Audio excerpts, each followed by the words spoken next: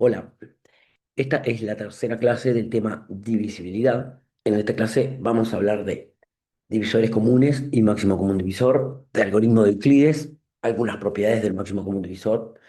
Veremos el teorema de Euclides, hablaremos también de múltiplos comunes, mínimo común múltiplo, y para terminar veremos cómo hallar máximo común divisor y mínimo común múltiplo a partir de la descomposición en producto de factores primos de un par de números naturales. Empecemos con el concepto de divisores comunes y máximo común divisor. Y les dejo acá algunos ejemplos clásicos previos a la definición. El primero es un clásico liceal. Dice, si Andrés tiene una cuerda de 120 metros y otra de 96 metros, desea cortarlas de modo que todos los trozos sean iguales, pero en lo más largo posible, y se pregunta qué largo tendrá cada trozo. Acá básicamente la idea es entender que si llamamos L a la longitud de cada trozo de cuerda y tenemos que L, bueno, L debe ser un divisor de 120 porque nosotros queremos cortar la cuerda de 120 metros en pedazos que midan L. O sea, L es un divisor de 120, pero al mismo tiempo es un divisor de 96. Esto lo que quiere decir es que esa longitud L que queremos averiguar es un divisor común de 120 y de 96. Si listamos los divisores de 120 y 84, tenemos que L está en el conjunto intersección de los conjuntos de divisores, o sea, en el conjunto 1, 2, 3, 4, 6, 12.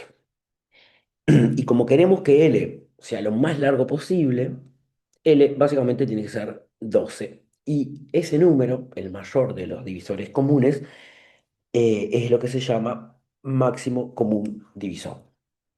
Otro clásico es, tenemos una parcela rectangular y la queremos dividir en cuadrados lo más grande posible. La parcela mide 120 metros por 96 metros, no es casual que otra vez elegí los mismos números. Em, y bueno, eh, queremos saber cuánto mide el lado de cada cuadrado y tengamos en cuenta lo siguiente, otra vez lo mismo, si L es la longitud de cada cuadrado, L es divisor de 120, es divisor de 96 y por tanto es divisor común y por ser lo más grande posible, otra vez L es 12. Y por último, uno no tan clásico, tenemos sobre una grilla cuadriculada, ¿tá? Tenemos los puntos de coordenadas 0, 0 y 120, 84. Y lo que queremos es trazar caminos que unan dichos puntos, ¿tá? Estos caminos están compuestos por tramos rectos, ¿tá? Que son horizontales y verticales. Solamente podemos movernos a la derecha y hacia arriba, es decir, un camino no puede bajar, ir hacia atrás, no. Solo a la derecha, solo hacia arriba. Lo que queremos es que cada uno de los tramos, como están acá, esto no es un tramo, sino cada segmentito es un tramo. Queremos que sean todos de la misma longitud y que tengan extremos en coordenadas enteras. Y queremos que la cantidad de tramos sea la menor posible. Por lo tanto, nos interesa saber la menor cantidad de tramos y cuánto mide cada tramo. En este caso, lo mismo tenemos que esta longitud L, digamos, es un divisor de 84 y de 120, porque básicamente con esta longitud L yo tengo que probar esta L, L, L, L, L, L, L, L. Tengo que cubrir la longitud 84, tengo que cubrir la longitud 120, por tanto es un divisor común.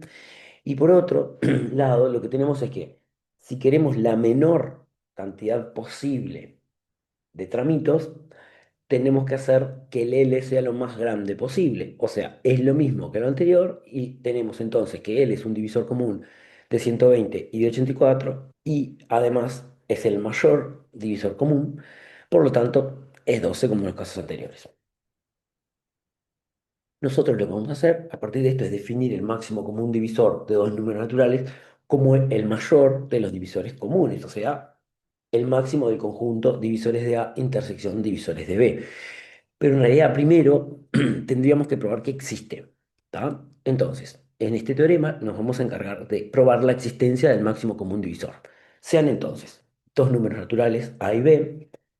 La condición A cuadrado más B cuadrado distinto de cero, lo que nos exige es que sean no nulos simultáneamente, es decir, uno de ellos puede ser cero, pero no ambos al mismo tiempo.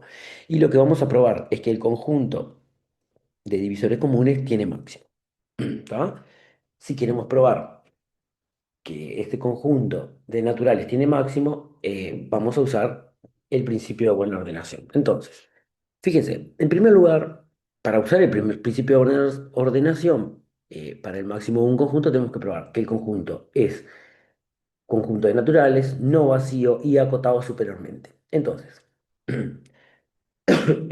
primero que nada, el conjunto de intersección, o sea, el conjunto de divisores comunes es el conjunto de naturales, porque el conjunto de divisores de A y el conjunto de divisores de B son conjuntos de naturales, o sea que su intersección también está incluida en N.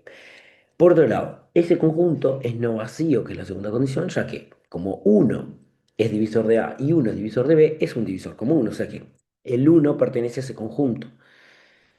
Y por último, este conjunto está acotado simultáneamente, ¿tá?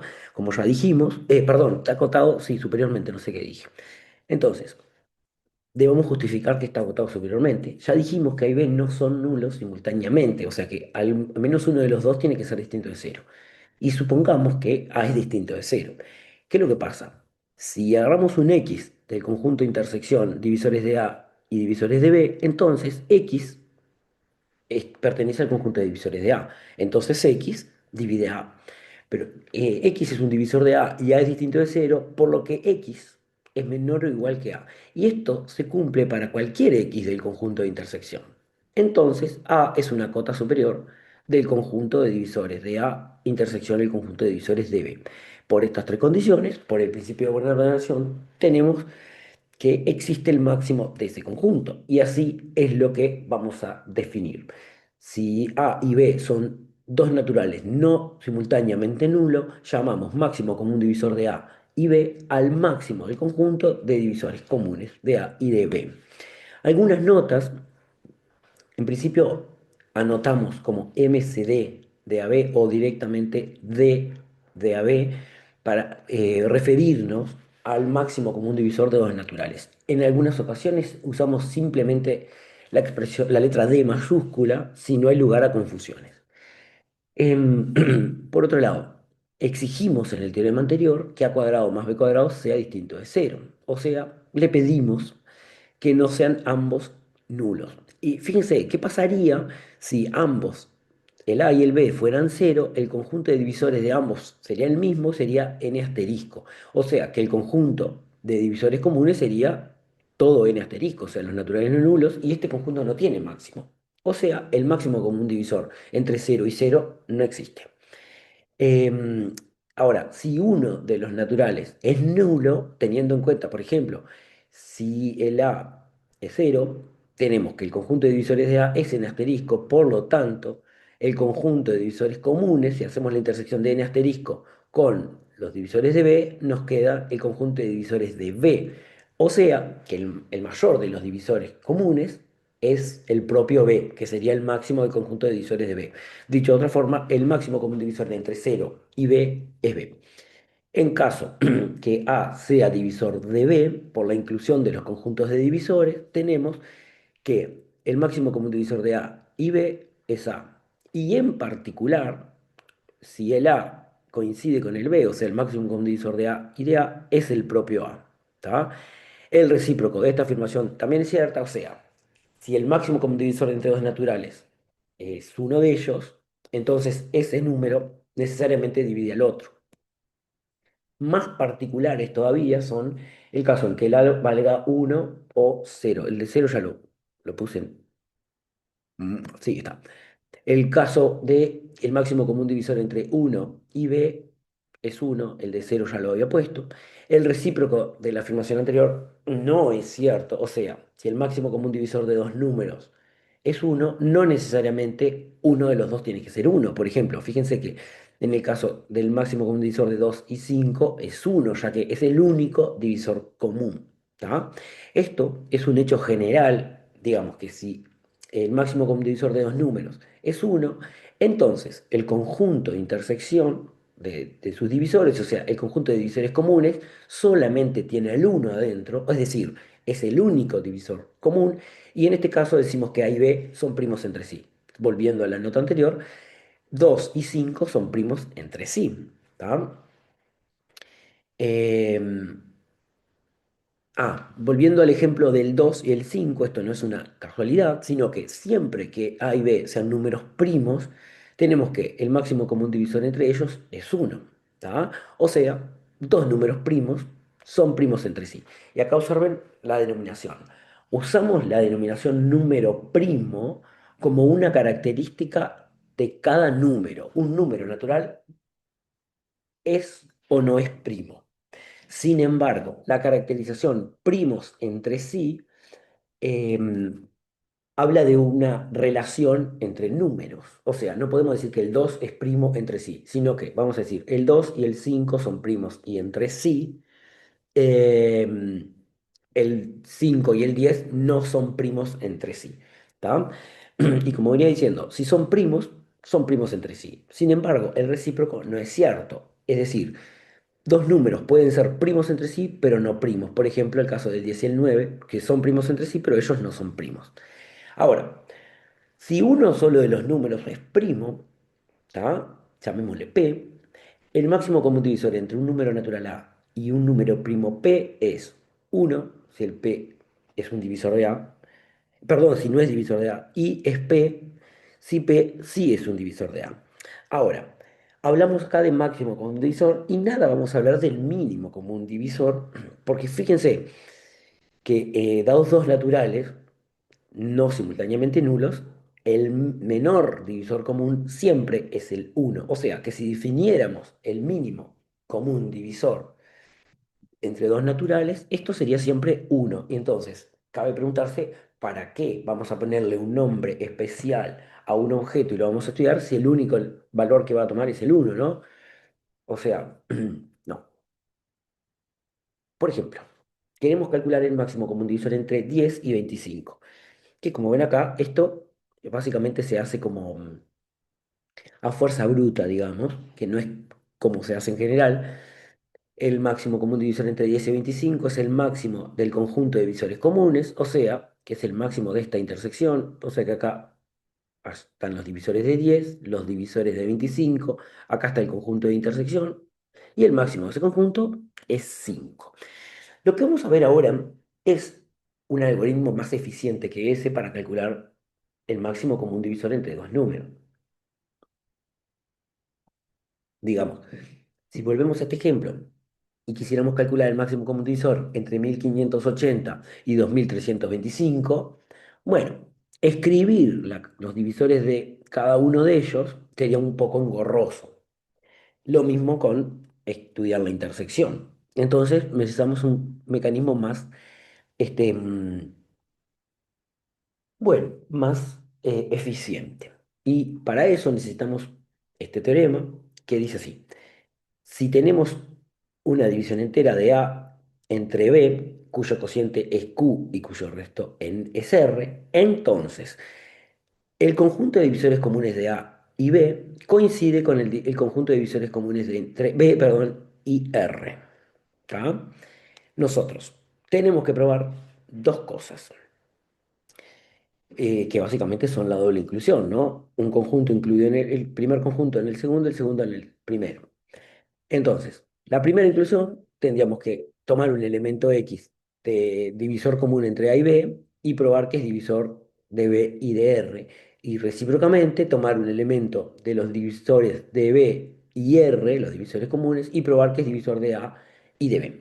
Entonces, si X es un divisor común entre A y B, entonces, por la definición de intersección, X pertenece a los divisores de A y X pertenece a los divisores de B. Esto lo que me está diciendo es que X divide A. La condición segunda me dice que X divide a B. Pero si divide a B, divide a cualquiera de sus múltiplos. O sea que también divide a B por Q, es decir, al divisor por el cociente. X divide a A, X divide a B por Q, entonces divide a su diferencia, que es A menos BQ, asumiendo que la A es mayor o igual que BQ. ¿no? Y en este caso es mayor. Pero A menos BQ es R. Entonces, X divide a R, o sea, que pertenece al conjunto de divisores de R, pero ya habíamos visto acá que X pertenece a los divisores de B. Por lo tanto, pertenece a la intersección de los divisores de B con los divisores de R. El recíproco es igual. Sabemos ahora que X es un divisor de B y de R. Entonces, por la definición de intersección, X pertenece al conjunto de divisores de B y X pertenece al conjunto de divisores de R. Ahora, de esta condición, X divide a B, X divide a R, pero si X divide a B, divide sus múltiplos, o sea, divide a BQ. Y si divide a BQ y divide a R, divide a su suma, que es de BQ más R, o sea que divide a A. Y como ya sabíamos que divide a B, entonces divide a A y divide a B, por lo que pertenece a la intersección de ambos conjuntos. Y como corolario, fíjense que si el conjunto de divisores comunes de A y de B coincide con el conjunto de divisores comunes de B y de R, el máximo de estos dos conjuntos es el mismo. Quiere decir que el máximo común divisor entre A y B y el máximo común divisor de B y R son el mismo. Fíjense que podemos usar esto para calcular de forma más eficiente, por ejemplo, el máximo común divisor entre 144 y 50. Si hacemos la división entre 144 y 50, obtenemos cociente 2 y resto 44. El corolario me dice que el máximo común divisor de 144 y 50 es igual al máximo común divisor entre 50 y 44.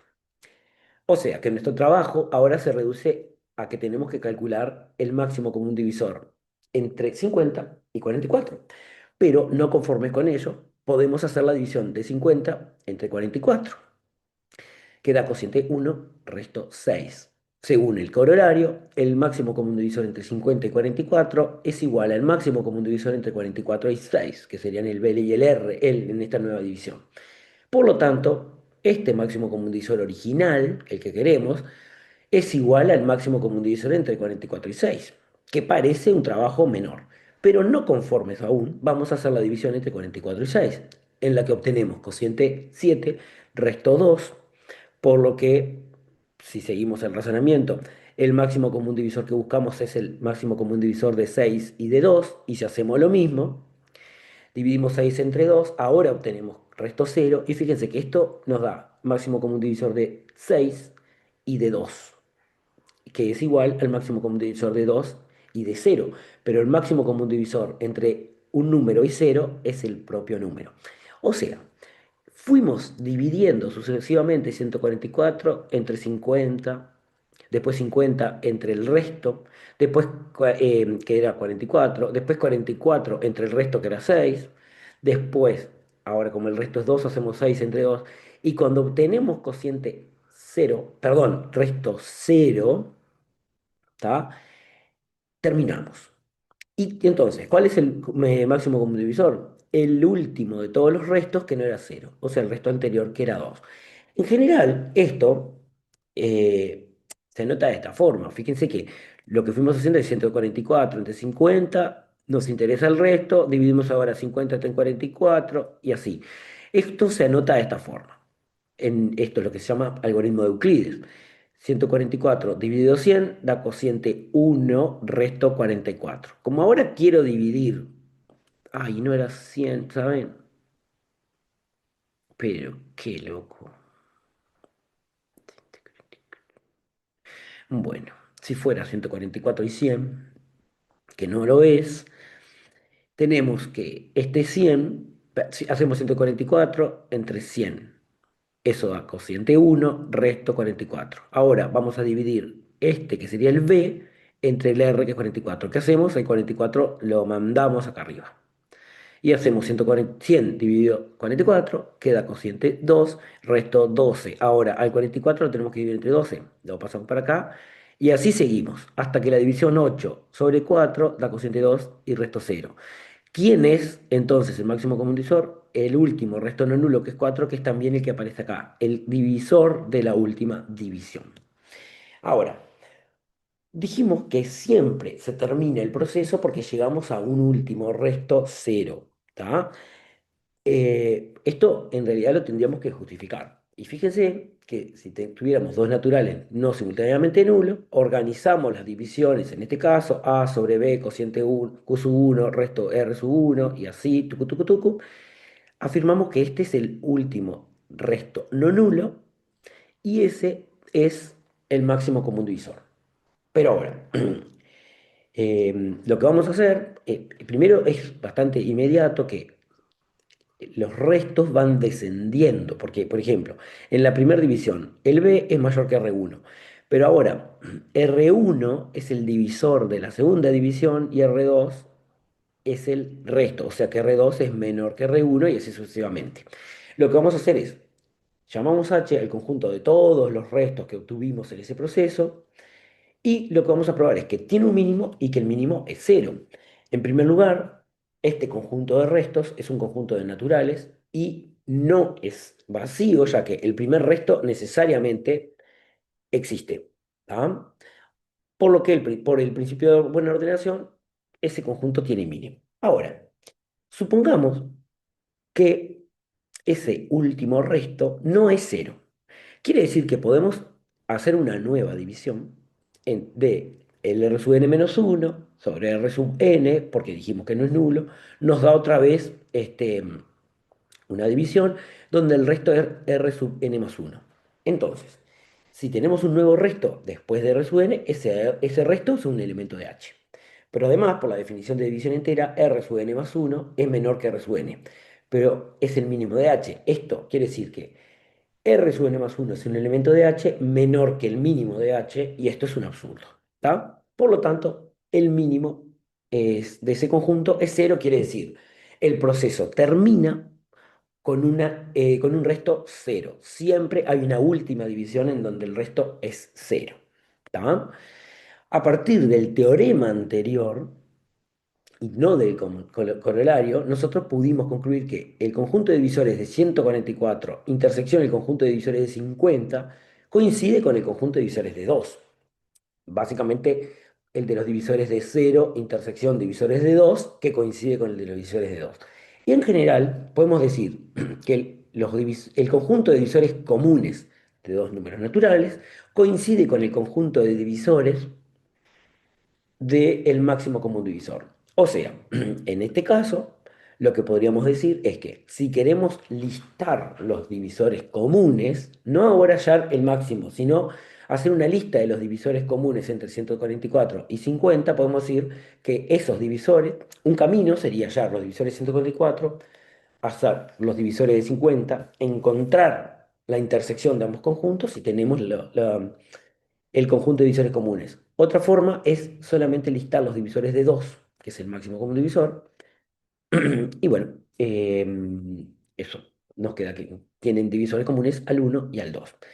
En otras palabras, lo que estamos diciendo es que x divide a y x divide a b, sí y solo si x divide al máximo común divisor.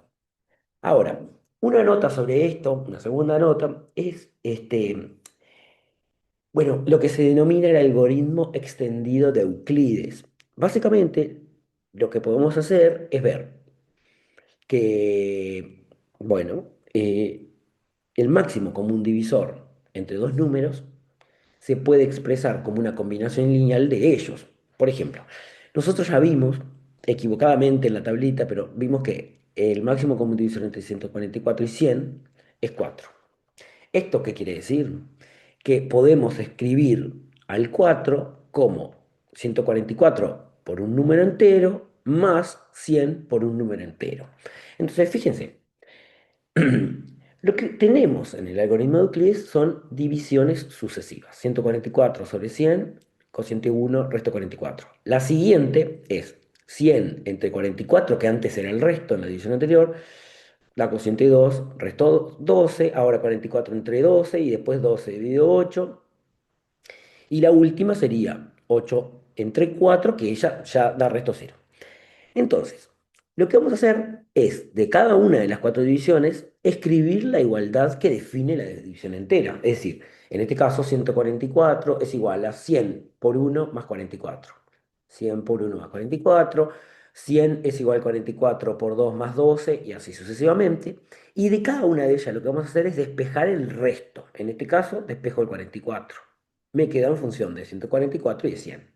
Fíjense que los productos los dejo como productos, no los, o sea, este 12 por 3 no lo escribo como 36, este 44 por 2 no lo escribo como 88, sino que los dejo. ¿Está?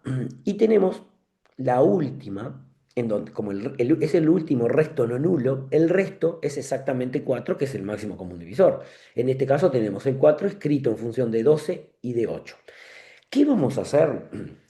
En esta igualdad de 4 es igual a 12 menos 8 por 1, vamos a agarrar este 8, perdón, ahí sustituyendo de la igualdad 3 hacia arriba, así. 4 por esta igualdad en negro es igual a 12 menos 8 por 1. Pero en la igualdad 3 tenemos que 8 es 44 menos 12 por 3, que sustituyó en rojo en el lugar que ocupaba el 8. Si desarrollo, me queda el 44 restando una vez sola y el 12 lo tengo una vez acá y menos 12 por 3 es lo mismo que 3 veces el 12, o sea que me queda el 12 4 veces. ¿Tá? Ahora, en esta igualdad que depende de 12 y de 44, vengo acá a la igualdad 2 y sustituyo el 12 por su equivalente que es 100 menos 44 por 2. Escribo en verde. Y así sucesivamente hago las distributivas, ¿tá? No hago las multiplicaciones, fíjense que todas las dejo escritas como productos. Sustituyo por último la igualdad de 1, el 44 por su valor, y en total lo que me queda es expresado este 4 en función de 100 y de 144. O sea, 4 es 13 veces 100 menos 9 veces 144. Y esto es básicamente lo que queremos probar. Existen enteros, de forma que el máximo común divisor entre 144 y 100 es combinación lineal de 144 y 100. ¿Tá? Esta identidad, o sea, la expresión del máximo común divisor como combinación lineal de A y B se llama identidad de Besut y el algoritmo, como les decía, es el algoritmo de Euclides extendido. Veamos algunas propiedades del máximo común divisor. Este teorema lo que hace es caracterizar, dar una condición necesaria y suficiente para que un número natural sea el máximo común divisor de dos números naturales. Entonces tenemos D, el número natural D, es máximo común divisor de A y B, sí y solo sí. D es un divisor de A y D es un divisor de B, o sea, es un divisor común. Y en segundo lugar, si dado cualquier divisor de A y divisor de B, un divisor común, necesariamente ese número también es divisor del máximo común divisor. Fíjense que como es un sí solo sí, tenemos que probar directo y recíproco. Empecemos por el recíproco. Si D es el máximo común divisor entre A y B, es el máximo entre el conjunto de divisores de A intersección el conjunto de divisores de B. ¿Tá? O sea, si es el máximo, es un elemento del conjunto, o sea, D pertenece a esa intersección, porque el máximo de un conjunto pertenece al conjunto. Y si pertenece a la intersección, por la definición de intersección, pertenece a ambos conjuntos. Y por pertenecer a divisores de A, es divisor de A y también es divisor de B. O sea, que D, que es el máximo común divisor entre A y B, divide a A y divide a B. Y la segunda condición, que sería que cualquier divisor común de A y B divide al, al D, lo probamos en la nota previa a la identidad de Besut y al algoritmo extendido de Euclides. Ahora, lo que queremos probar recíprocamente es que, sabiendo estas dos condiciones, queremos probar que D es el máximo común divisor entre A y B. O sea, que D es el máximo de este conjunto. ¿Tá? Y esto es lo mismo que decir, si quiero probar que un número es el máximo de un conjunto, tengo que probar que D pertenece al conjunto y que además D es cota superior del conjunto, o sea que D es mayor o igual que X para todos los elementos del conjunto. Entonces veamos, para la primera condición, por hipótesis ya sabemos que D es divisor de A y que D es divisor de B. O sea que pertenece a ambos conjuntos de divisores y por tanto, por la definición de intersección, pertenece al conjunto de divisores comunes. Ahora, tenemos que probar que D es mayor o igual que X para cualquier X del conjunto de divisores comunes. O sea, si X es un elemento del conjunto de divisores comunes de A y B, entonces X divide A y X divide a B. Entonces, por la hipótesis, por esta segunda hipótesis que tenemos acá, sí, perdón, si X divide a y a B, también divide a D. Pero el D es un natural no nulo, ¿tá? El máximo común divisor de dos naturales es distinto de cero. Y esto básicamente es porque eh, los divisores, si es divisor común, es divisor de los naturales y el cero, ¿se acuerdan que no era divisor de nadie? O sea que volvemos, X es divisor de D y D es distinto de cero. Y recuerden que los divisores de un natural no nulo son menores o iguales que él. O sea que X es menor o igual que D. Y esto vale para cualquier natural que pertenezca al conjunto de los divisores comunes. O sea, cualquier divisor común de A y B es menor o igual que D, por lo que D es cota superior. Y de ambas condiciones, D es el máximo de ese conjunto de divisores comunes entre A y B, por lo tanto es el máximo común divisor. Una nota, y es complemento cultural, como tenemos un sí solo sí, lo podemos usar como definición de máximo común divisor. ¿Tá? Esto, algunos autores, sobre todo para divisibilidad en Z, en los enteros, lo usan como definición. ¿Tá? Y en general también se usa en los polinomios, o sea, para definir máximo común divisor de polinomios se usa esta caracterización. ¿Tá? Veamos otras propiedades del máximo común divisor, relacionadas básicamente con la multiplicación y la división. Este teorema nos dice, si D es el máximo común divisor de A y de B, entonces el máximo común divisor de AX de AX y BX es exactamente D por X, siendo X un natural no nulo. Si nos fijamos operativamente, tenemos que si conocemos el máximo común divisor de un par de números y a cada uno de los números lo multiplicamos por X, el máximo común divisor también queda multiplicado por X. Y lo que vamos a usar es una propiedad que probamos en la primera clase, que sería, si conocemos una división entera, ¿tá? De A entre B con cociente Q y resto R, y multiplicamos el dividendo y divisor por un número natural X no nulo, entonces se obtiene el mismo cociente y el resto también queda multiplicado por X. Entonces, ¿cómo vamos a usar esto? Fíjense que básicamente estas divisiones sucesivas me permiten afirmar que este R sub n-1 es el máximo común divisor entre A y B, y esto es genérico. Ahora, si multiplicamos las divisiones, nos queda que la división entre AX y BX se obtiene el mismo cociente, y acá no sé por qué no puse el resto, que es X por R sub 1. Si seguimos, ahora dividimos B por X entre R sub 1 por X. Y esto se obtiene el mismo cociente que antes, pero el resto multiplicado por X y así sucesivamente. Quiere decir que al final, toda esta fila está multiplicada por X, toda esta también, y la de arriba es la misma, por lo tanto, R sub n-1 por X es el máximo común divisor entre X y BX, que es lo que queríamos probar. Y como corolario pasa lo mismo, y se los dejo ahí, se usa la propiedad anterior, que si en vez de multiplicar ambos números por un natural, los dividimos por alguien que obviamente sea un divisor de A y de B, el máximo común divisor también se afecta de la misma forma, es decir, se divide. Fíjense que esto es lo mismo que dijimos recién. Si conocemos el máximo común divisor entre dos números, al dividirlos a ambos por un natural, el máximo común divisor también se ve afectado de esa misma forma. ¿Y por qué exigimos que X sea un divisor de A y sea un divisor de B? Porque en caso de no serlo, al dividir A entre X o B entre X, no obtendríamos cocientes naturales, ¿no? O sea, nos darían una división no exacta.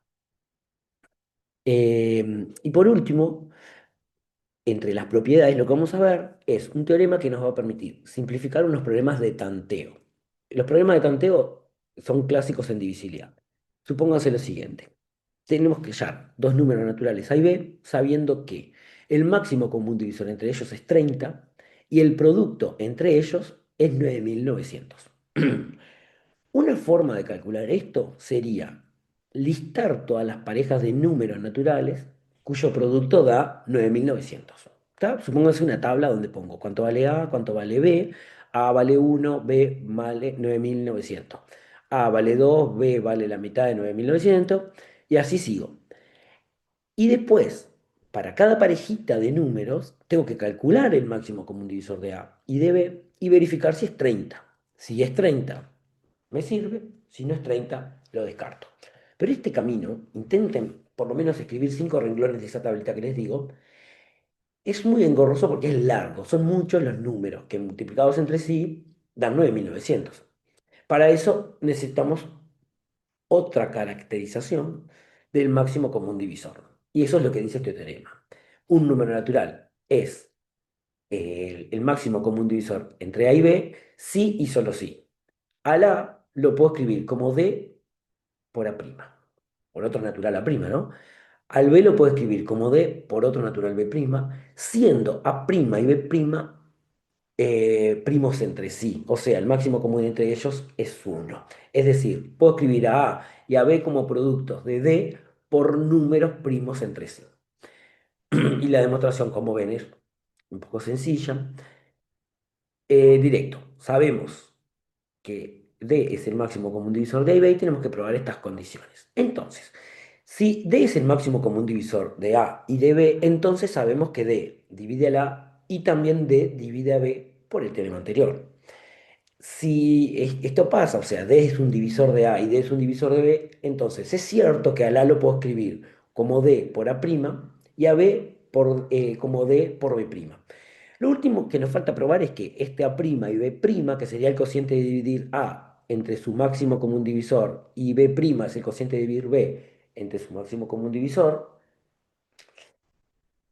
estos dos son primos entre sí. Ahora, fíjense una cosa, el máximo común divisor de A y B es D, ¿no? Esto es lo mismo que decir el máximo común divisor entre D por A' y D por B'.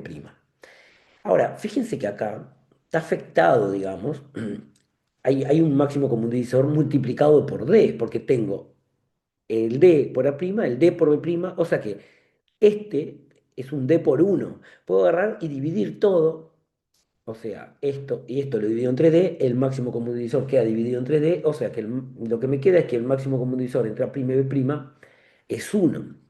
Ahora, recíprocamente, tenemos todas estas condiciones y lo que queremos probar es que el máximo común divisor entre A y B es D. Y fíjense que la lógica es parecida. Si el máximo común divisor entre A' y B' es uno, al multiplicar todo por D, este por D, este por D, este también se ve multiplicado por D, o sea que el máximo común divisor de D por A' y de D por B' es D. Por lo tanto, como D por A' es A y D por B' es B, el máximo común divisor entre A y B es D. Si volvemos al ejemplo que estábamos haciendo, decíamos, tenemos que encontrar naturales cuyo máximo común divisor sea 30 y cuyo producto sea 9.900.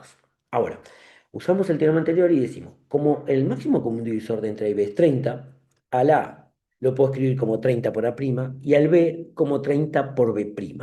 Sustituimos este valor de A y de B en el producto A por B y nos queda que 30 por A' por 30 por B' es 9.900. Asociando el 30 y el 30 nos queda 900, lo podemos pasar dividiendo, por lo que nos queda que A' por B' da 11. Y fíjense que entonces el problema se redujo a encontrar dos números naturales, A', B', cuyo producto sea 11 y además que sean primos entre sí. No nos podemos olvidar que este A', B' son primos entre sí. ¿Cómo se hace esto? Em, este es A', este B', fue. Em, Y bueno, hacemos una lista de los posibles productos que dan 11, 1 y 11, 11 y 1. ¿Está? Como 1 y 11 son primos entre sí, entonces estos dos valores nos sirven, pero para encontrar el A y encontrar el B tenemos que, digamos, desarmar de alguna forma el cambio de variable y volver a la forma A. El A es 30 por A', o sea que si el A' es 1, el A es 30. Si el perdón, el B' es 11, el B es 330, que sería 30 por B'. Y lo mismo con el otro valor. Esperen que te voy a dar ahí.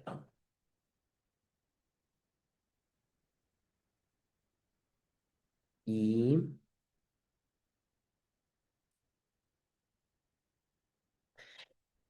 Ahora, volvemos al teorema de Euclides que ya enunciamos una de sus versiones en la clase anterior, que la usamos para probar la unicidad de la descomposición en producto de factores primos.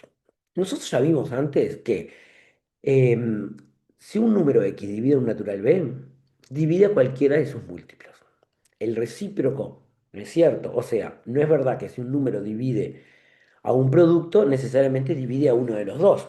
¿Tá? Y el siguiente teorema lo que hace es exigir condiciones para que esa implicación sea verdadera.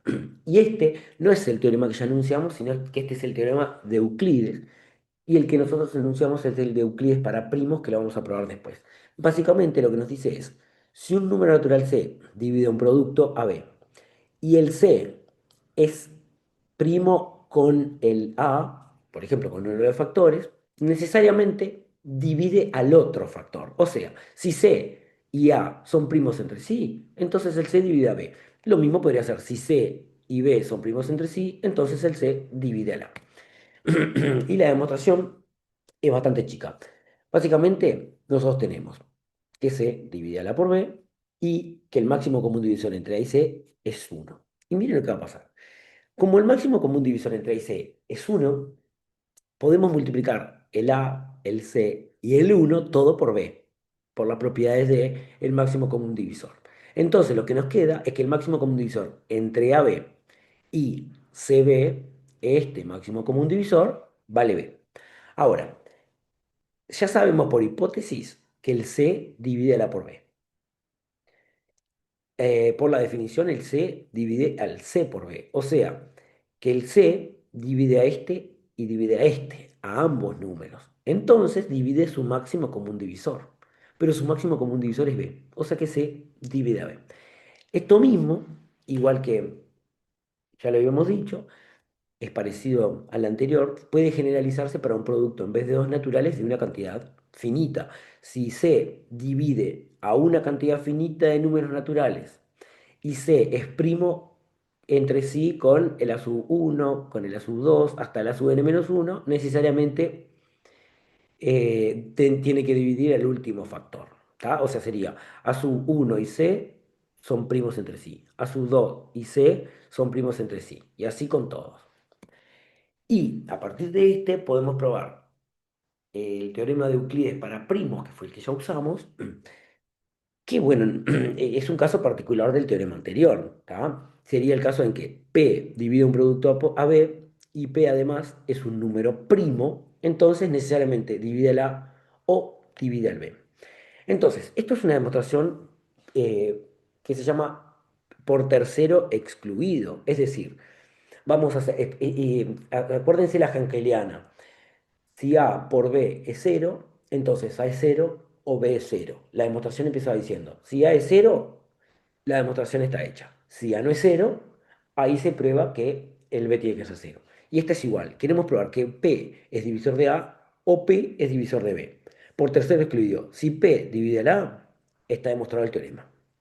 Ahora, ¿qué pasa si P no divide A? Acuérdense que como P es primo y P no es divisor de A, entonces su máximo común divisor es uno, ¿tá? Es el máximo común divisor entre un primo y otro número que no es divisible entre el primo. Ahora, por hipótesis, el P divide a la por B. Y además, el máximo común divisor entre A y P es uno, o sea, el A y el P son primos entre sí. Ahora, por el teorema de Euclides, el anterior, P necesariamente divide al B. Y este, como ya habíamos enunciado, también se generaliza para una cantidad finita de factores. Ahora, vamos al concepto de múltiplos comunes y de mínimo común múltiplo. Otra vez les voy a presentar un ejemplo, y este es clásico liceal. Dice así, por la parada en que se encuentra Santiago pasan dos líneas de ómnibus. La línea A, que pasa cada 15 minutos, la línea B cada 20 minutos, y queremos saber cada cuánto tiempo pasan juntos. ¿Tá? Asumiendo que, supónganse, pasaron ahora juntos, bueno, cada cuánto van a pasar. Entonces, acá la idea sería, eh, bueno, si este pasa cada 15 minutos, va a pasar cada múltiplo de 15, o sea, los 15, los 30, los 45, los 60 y así sucesivamente. Y la línea B como pasa cada 20 minutos, va a pasar a los 20, a los 40, a los 60, es decir, a los múltiplos de 20. De otra forma, como queremos que, digamos, como queremos que pasen juntos, pasan juntos cada un múltiplo común. O sea, van a pasar juntos a los 60 minutos porque 60 es un múltiplo de 15 y de 20. No van a pasar juntos cada 15, perdón, cada 30 minutos porque el 30 es múltiplo de 15 pero no es de 20. ¿Tá? Y acá está el concepto de múltiplo común. ¿Tá? Vamos a definir ahora lo que es mínimo común múltiplo. Que si hacemos una analogía con lo que ya definimos de máximo común divisor y dijimos era el mayor de los divisores comunes, si hablamos de mínimo común múltiplo, eh, básicamente sería el mínimo o el menor de los divisores, de los múltiplos comunes. ¿Tá? Y acá tenemos que hacer algunos detalles, porque primero que nada, exigimos, para el máximo común divisor, exigíamos que no sean nulos simultáneamente. Y acá exigimos que ninguno de los dos sea nulo. ¿Tá? Y por otro lado, no es del todo el mínimo de los múltiplos comunes, sino el mínimo de los múltiplos comunes no nulos. Es decir, m de a menos cero serían los múltiplos de a sacando el cero. De b menos cero serían los múltiplos de b, pero sacando el cero. Eh, y el mínimo común múltiplo es el más chico de ese conjunto de intersección. Vamos a verlo con este ejemplo, cómo funciona. Queremos el mínimo común múltiplo de 10 y 6. ¿Tá? Según lo que dice acá, tenemos que hallar el conjunto de los múltiplos de 10 sacando el cero, el de los múltiplos de 6 sacando el cero, hallar la intersección y de esa intersección encontrar el mínimo. Y entonces tenemos los múltiplos de 10 sin cero, empiezan en 10, 10, 20, 30, 40, bla, bla, bla, bla, bla, escribí una cantidad, lo mismo para los múltiplos de 6 no nulos, lo que pinté de rojo son los de la intersección, por lo tanto el conjunto de intersección de los múltiplos comunes entre 10 y 6 sin ser cero son el 30, el 60, el 90 y así, por lo que el mínimo común múltiplo entre 10 y 6 es 30.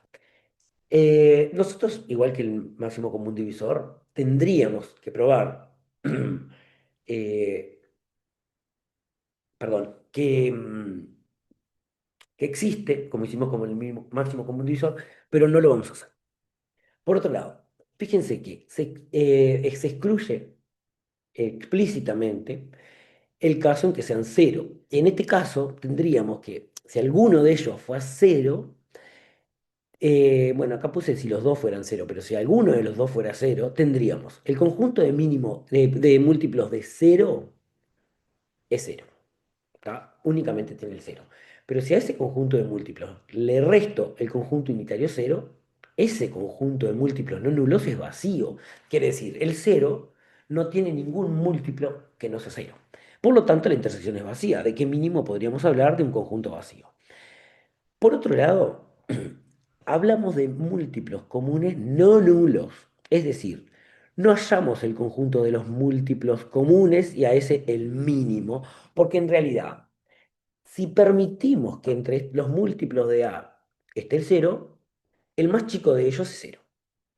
Y si permitimos entre los múltiplos de B esté el cero, el más chico de ellos es cero. Y está en la intersección, o sea que el mínimo sería siempre cero. Imagínense que en este caso de 16 obviáramos la condición menos el cero, el primer número que estaría pintado de rojo sería el cero, que es múltiplo de los dos. Por lo tanto, el mínimo común múltiplo en ese caso sería cero. Y si agarro otros dos números, también daría cero. ¿Tá? Porque, por eso, digamos, no, tá, no lo queremos. Em, Descartamos los múltiplos cero. La notación, ¿tá? Ya vimos que la notación es MCM, pero también se usa la M chica, a diferencia de la D grande, que era el máximo común divisor, acá como es el mínimo le ponemos la M chica. Y por otro lado, igual que hicimos con el máximo común divisor, si quisiéramos hablar del máximo común múltiplo en lugar del mínimo, no tendríamos suerte, ya que fíjense que, por ejemplo, este conjunto, cada uno sigue infinitamente y además el conjunto de intersección también seguiría infinitamente, por lo que no tendría sentido hablar de máximo, porque no hay máximo. Así que no hablamos de máximo común múltiplo. Ahora, em, igual que hicimos con el máximo común divisor, el mínimo común múltiplo se puede caracterizar como sigue. M es el mínimo común múltiplo entre A y B, sí, es múltiplo de A, es múltiplo de B, y además cualquier múltiplo de A y B también es múltiplo de M. Esto lo que nos permite, igual que pasó con el, con el máximo común divisor, nos permite decir que el conjunto de múltiplos comunes entre A y B coincide con el conjunto de múltiplos del mínimo común múltiplo. Es decir, por ejemplo, fíjense que en este caso, el conjunto de los múltiplos comunes, digamos, si agregamos al cero, empezarían 0, 30, 60, 90, 120, bla, bla, que ese es el conjunto de todos los múltiplos de 30. Ahí sí le permitimos el cero. Digamos, para completar el conjunto de múltiplos de 30. Esto lo que tiene como consecuencia es, si quiero los divisores, los múltiplos comunes, a veces puede ser más fácil encontrar el mínimo común múltiplo y encontrar el conjunto de múltiplos de ese único número. ¿Tá? Nos evita hallar la lista infinita de múltiplos de dos números, encontrar la intersección, sino que encuentro el mínimo común múltiplo, que ahora veremos cómo se hace, y luego el conjunto de múltiplos de ese número. ¿Tá? Donde íbamos acá. Eso ya lo que dije, bla, bla, bla. Y los casos particulares, digamos, cuando uno vale uno, bla, bla, cuando uno es divisor, no sé qué, los vamos a hacer después de un teorema. Y otra cosa, observen que el máximo común divisor de AB es divisor del mínimo común múltiplo. Y esto básicamente es por la transitiva, porque el máximo común divisor de A y B es divisor de A y B. Y además, A y B son divisores de su mínimo común múltiplo. Por lo tanto, el D divide al M, digamos, algo así. Ahora, fíjense que nosotros, bueno, por el momento no tenemos una especie de algoritmo de Euclides, por así decirlo, que nos permita calcular el mínimo común múltiplo. Entonces, lo que vamos a hacer es ver cómo calcularlo a partir de la descomposición en producto de factores primos, para después ver una relación entre el máximo común divisor y el mínimo común múltiplo, y después un algoritmo que nos permita calcular. Nosotros ya vimos cómo caracterizábamos los divisores y los múltiplos de un número a partir de su descomposición factorial. ¿Tá?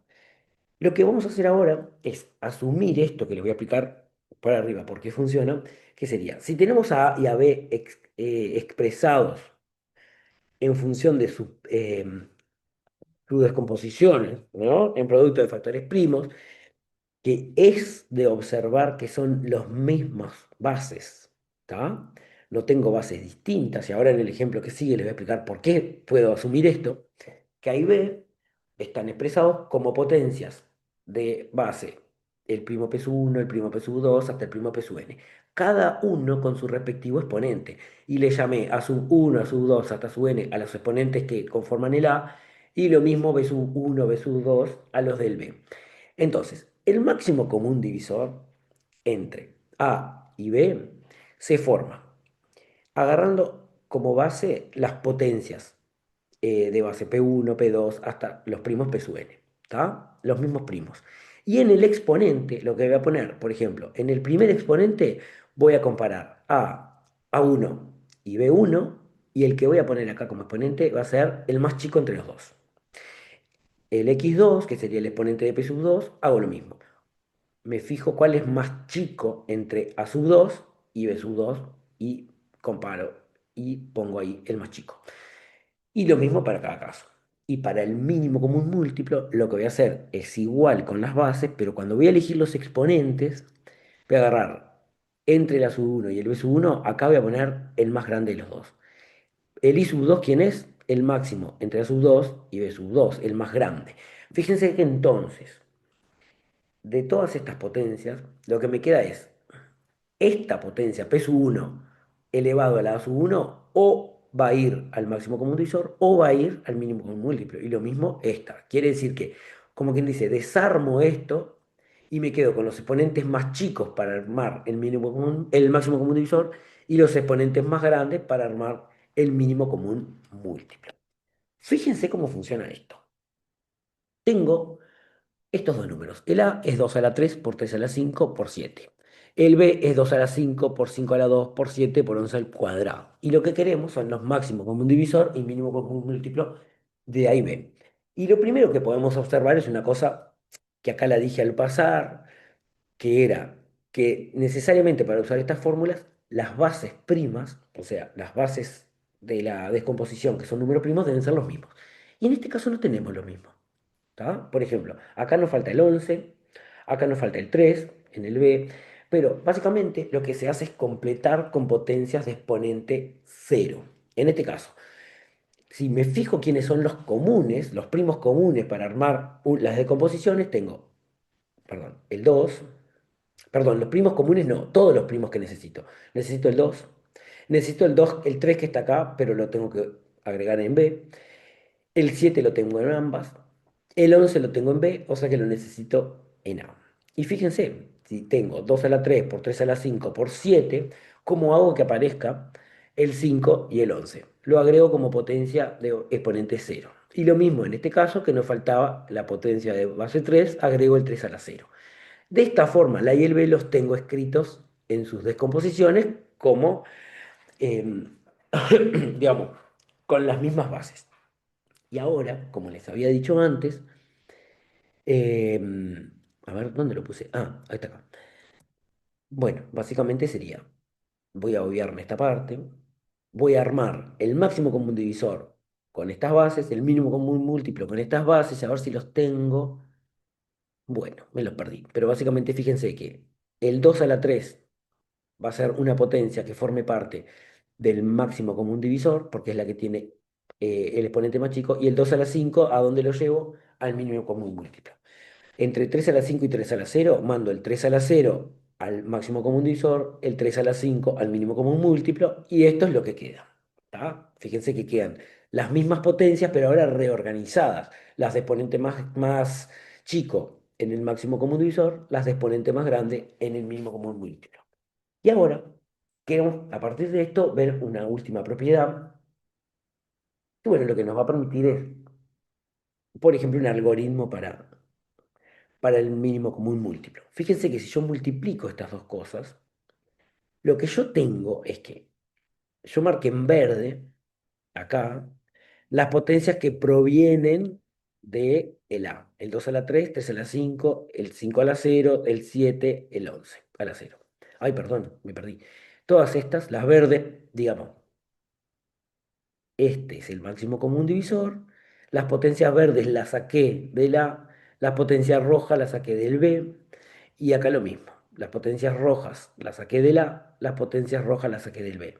Todo esto es el máximo común divisor, todo esto es el mínimo común múltiplo. Ahora, ¿de qué me sirve haber pintado de un color y de otro? Que básicamente yo puedo volver al origen, digamos, y juntar todo lo verde y juntar por otro lado todo lo rojo, es decir, asociar. Acá se usa la asociativa del producto. Y todo esto verde es A y todo esto rojo es B.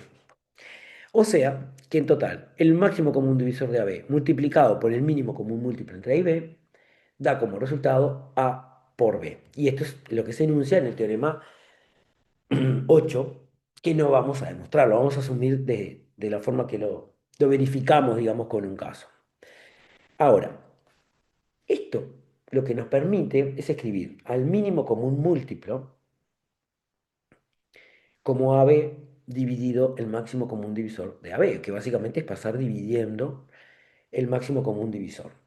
Entonces, a partir de esto, fíjense que nosotros lo que podemos hacer es un procedimiento para calcular el mínimo común múltiplo, que básicamente es hacer AB dividido el D.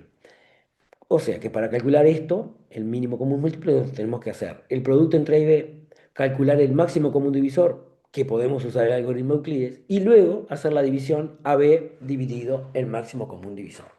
¿Tá?